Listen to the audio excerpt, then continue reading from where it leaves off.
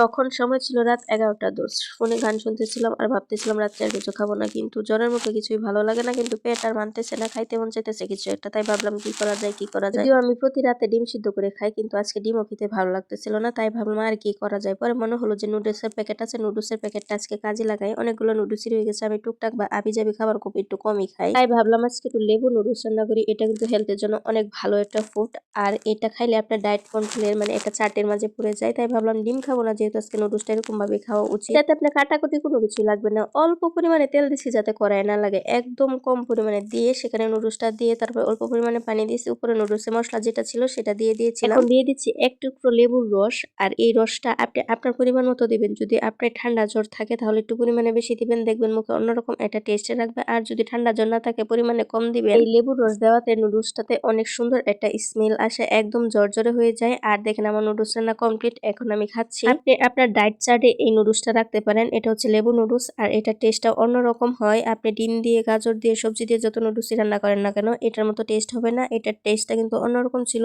আর জ্বরের মুখে সেটা কিন্তু অনেক ভালো লাগতেছিল। কে কিভাবে রান্না করে খান অবশ্যই জানাবেন। সে করলে আপনি এই নুডলসটা মাত্র 2 মিনিটে রান্না করে খেতে পারবেন, অতি সহজ এটা নুডলস।